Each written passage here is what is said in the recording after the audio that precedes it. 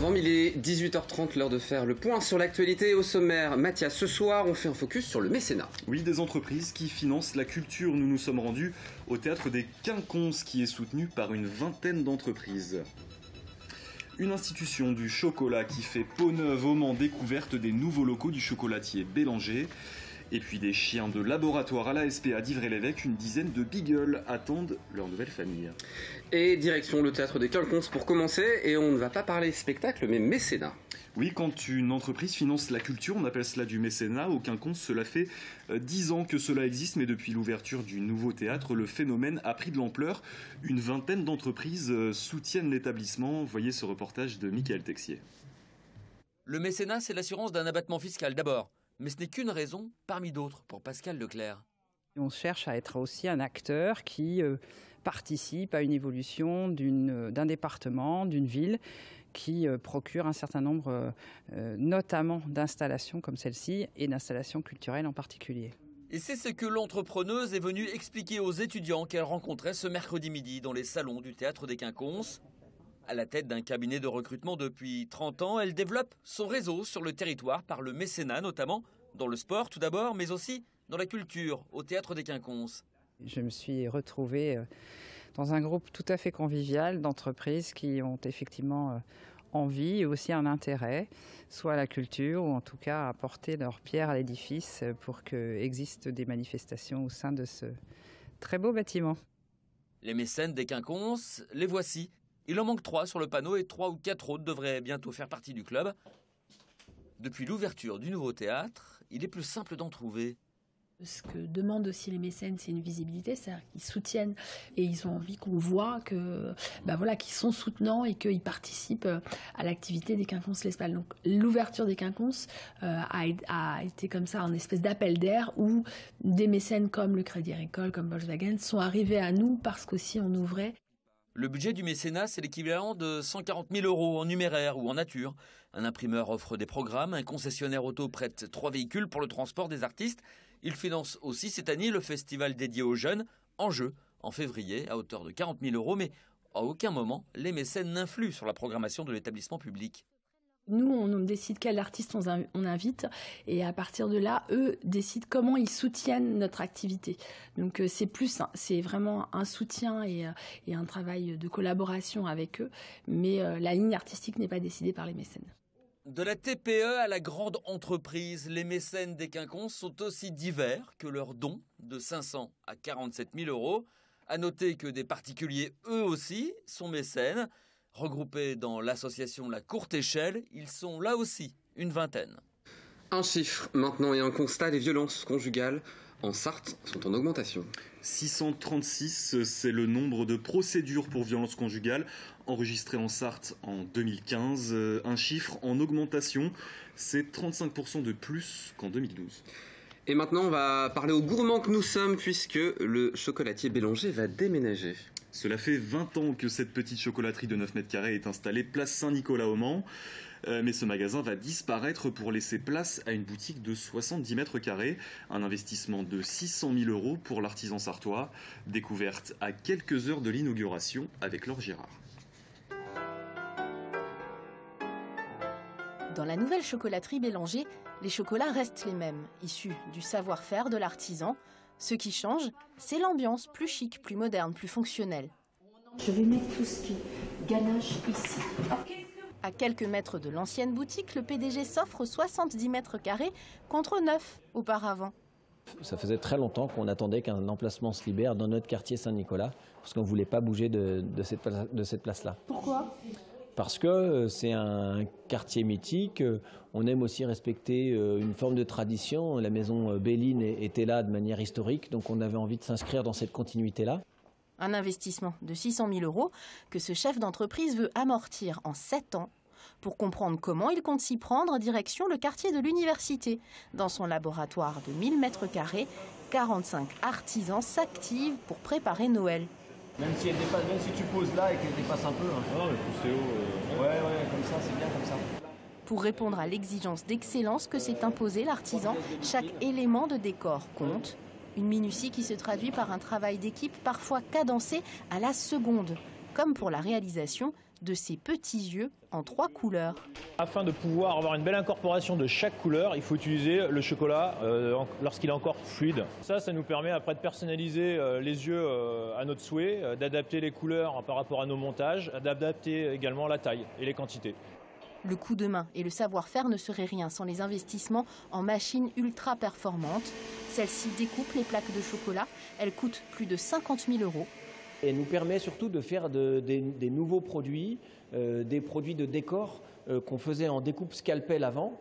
Donc on pouvait faire que des séries de 20 ou 30. Aujourd'hui, on peut enfin faire des séries de 100, 200, 300 et du coup en avoir beaucoup plus. Faire nos décors nous-mêmes pour les bûches, là où parfois on achetait des décors tout faits. Une stratégie entre tradition et modernité qui permet à Bélanger d'augmenter chaque année son chiffre d'affaires depuis 18 ans. Cette année, il espère dépasser les 3 millions €. Et Mathias, on plonge déjà dans l'esprit des 24 heures du Mans puisque l'affiche pour l'édition 2018 vient d'être dévoilée. Et oui, à 7 mois de la 86e édition des 24 heures du Mans, l'Automobile Club de l'Ouest a dévoilé ce jeudi le visuel de la course. Vous le voyez à l'écran, une affiche née de la collaboration entre l'ACO et l'agence de communication Mancel Machin Bidule. Les 24 heures du Mans, ce sera les 16 et 17 juin 2018. Et si vous souhaitez revivre l'édition 2017 de la course, le film officiel est diffusé ce jeudi soir. Ça se passe au méga CGR de Saint-Saturnin, c'est à 20h en présence de plusieurs pilotes et ça coûte 11 € en plein tarif. Un débat est organisé après la projection avec notamment Pierre Fillon, le président de l'ACO et le directeur technique de Toyota. Je vous propose de découvrir tout de suite la bande-annonce du film, regardez.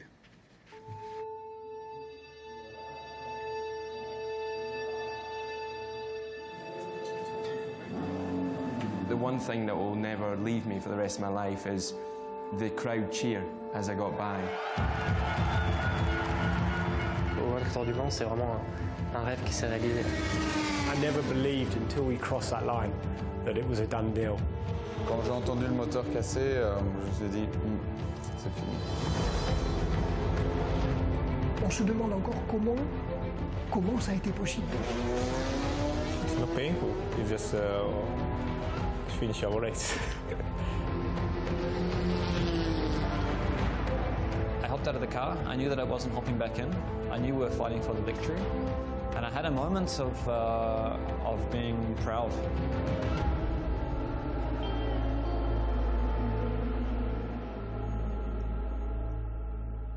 Et pour finir, ce journal, ils ont connu l'enfer des laboratoires, ils sont maintenant à l'adoption. Et ils attendent leur nouvelle famille à la SPA d'Ivry-l'Évêque, 10 beagles sauvés de l'euthanasie par le refuge et l'association Graal. En bonne santé physique, ils ont maintenant tout à découvrir de la vie à l'extérieur. Voyez ce reportage de Diane Lemoisson. S'ébrouer dans l'herbe, un plaisir que ces 10 beagles âgés de 1 à 4 ans n'ont jamais connu. Cobayes en laboratoire, ils découvrent une nouvelle vie grâce à l'association Graal. Depuis 2005, elle place les animaux à la fin des expériences. Quand on a commencé nos actions, c'était nous qui sollicitions les laboratoires. En effet, c'était d'ailleurs assez difficile d'avoir des contacts. Et au jour d'aujourd'hui, on est de plus en plus sollicité directement par les laboratoires. Le coût économique est plus important de placer leurs animaux plutôt que de les euthanasier, mais il y a justement cette volonté, cette responsabilisation de la part des laboratoires dans cette démarche. Ce sont plutôt maintenant vus comme des animaux de travail qui ont droit à leur retraite. La SPA d'Ivry-l'Évêque, on cherche maintenant des adoptants doux, aimants et surtout très patients. Il va falloir vraiment tout leur inculquer aux notions de propreté, les notions de marche en laisse. Donc nous, on va déjà travailler là-dessus. On peut rassurer les adoptants, mais ça va être un travail à persévérer. Donc faire comme si on partait avec un chiot, en fait, avec un petit. Donc vraiment faire preuve de patience, ne pas baisser les bras. S'il y a d'autres chiens dans le foyer, ce serait vraiment un plus, parce que ce sont, comme je vous disais, des petites chiennes qui sont vraiment très sympas. Si du mimétisme peut se créer entre les chiens du foyer, ce serait vraiment l'idéal. Un placement en maison est privilégié. Ciboulette a cette chance d'avoir provoqué un coup de cœur, tout comme Acacia. Elle découvrira bientôt sa nouvelle maison. Sa future propriétaire a été très touchée par le passé de la petite chienne. Elle a 3 ans, c'est une chienne qui a 3 ans, qui connaît absolument rien, qui découvre, mais qui découvre avec peur. Dès lors qu'on les sort, la chose qu'elle veut faire, c'est retourner tout de suite, retrouver la porte de sa cage pour retourner dans sa cage. Et c'est là, c'est son habitacle, c'est son endroit. Donc moi je vais lui apprendre tout ce qu'elle n'a pas connu et je vais lui offrir tout ce qu'elle n'a pas connu. Ciboulette a beaucoup de chance, mais ce n'est pas le cas de beaucoup de ses compagnons de laboratoire, puisque seuls les animaux sans séquelles physiques ou psychologiques peuvent être réhabilités, autrement dit une petite minorité. Cette initiative n'est-elle donc pas un encouragement à l'expérimentation animale ? Le laboratoire s'engage justement à ne pas utiliser plus d'animaux qu'il ne l'aurait fait s'il ne travaillait pas avec nous. Parce qu'en effet, l'objectif, ce n'est vraiment pas qu'il y ait plus d'animaux, même si ceux-ci peuvent sortir plus vite. C'est vraiment d'être dans une démarche de diminution du nombre total d'animaux plutôt qu'un remplacement régulier. L'association Graal a réhabilité 150 chiens en France cette année. Elle ne travaillerait qu'avec 50% des laboratoires. Ils sont trop mignons. Trop mignons. Ça donne envie de les adopter. Donc direction Ivry-l'Évêque évidemment et la SPA pour les adopter. Merci Mathias pour ce journal. Merci. Dans un instant, la météo présentée par Maxime Olbert. Et puis on se retrouve ensemble ensuite avec Christian Manzi, le président de SOS Racisme en Sarthe. À tout de suite.